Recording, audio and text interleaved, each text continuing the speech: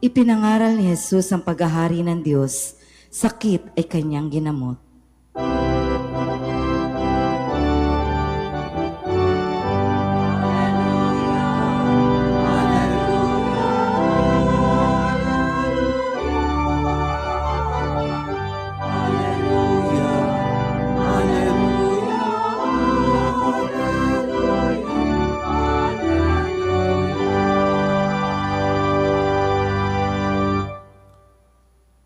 Sumainyo ang Panginoon. At sumaiyo rin. Ang mabuting balita ng Panginoon ayon kay San Marcos. Papuri sa iyo, Panginoon.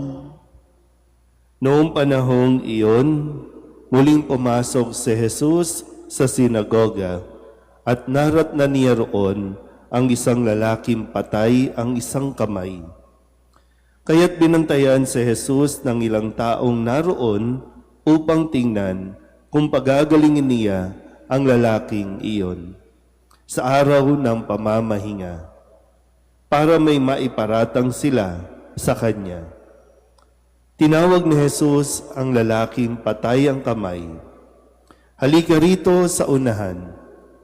Tinanong niya pagkatapos ang mga tao, alin ba ang ayon sa kautusan?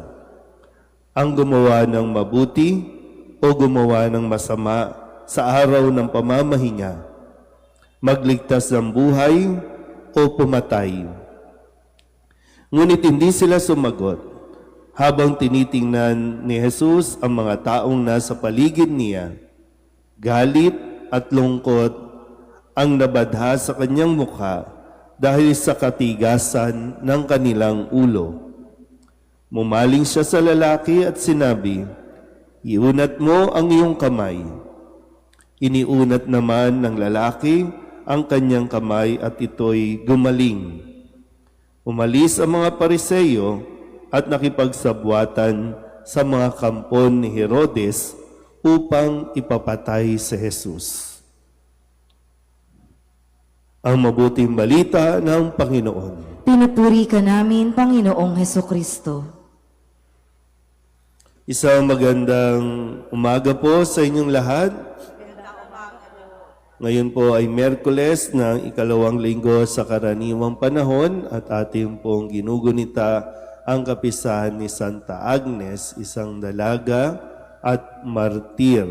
Sa murang edad, sabi po ng mga sumulat tungkol sa kanya, siya ay 12 taong gulang pa lamang nang siya ay mag-alay o para sa pananampalataya, para kay Kristo ay hindi siya natakot na ibuwis ang kanyang buhay kapalit ng kanya pong pagsuko o pagsira sa kanyang pagsunod sa ating Panginoong Hesukristo o sa utos ng Panginoon. Kung kaya't hinihiling natin ang kanyang gabay upang tayo dinawa ay maging matatag, lalong-lalo na sa panahon na tayo po ay sinusubok, lalo na sa panahon ngayon, ang marami ang talagang nahihirapan tayong makita kung sino nga ba talaga ang totoong mabuti,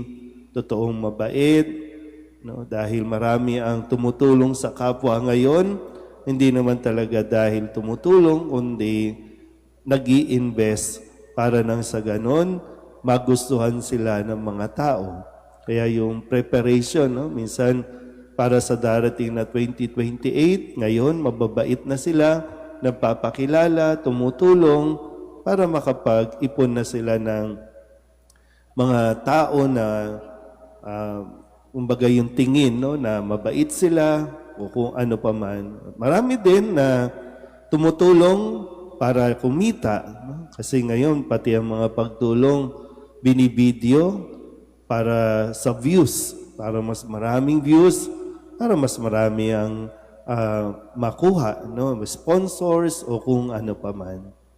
Kaya magandang paalala sa atin ito ni Kristo ngayong araw na ito sa Ebanghelyo kung saan nagpapatuloy yung mga Pariseyo sa paghahanap ng kamalian, ng butas o ikasisira ni Jesus at ng kanyang mga alagad. Kaya nga, sabi ko kahapon, no, mahalaga yung mayroon tayong common sense sa pag-unawa ng batas at pagpapatupad ng batas. Gaya ngayon, tinanong ni Jesus ang mga Pariseyo, alin ba ang mabuti ayon sa kautusan? Gumawa ng masama o gumawa ng mabuti?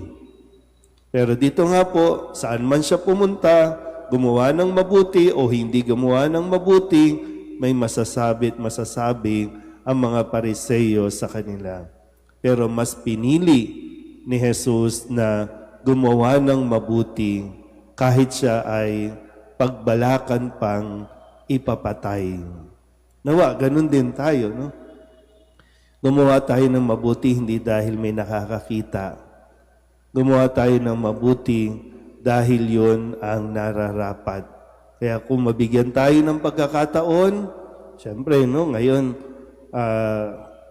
nahihirapan din tayo kasi bahagi niyan, ang daming scammer, ang daming gagamit ng pangalan, maraming gagamit ng kahit nga larawan, no? Minsan, pag nagme-message yung iba sa inyo, Father, no, gamit ang mukha, gamit ang pangalan, nanghihingi po ba kayo, Father, ng donation?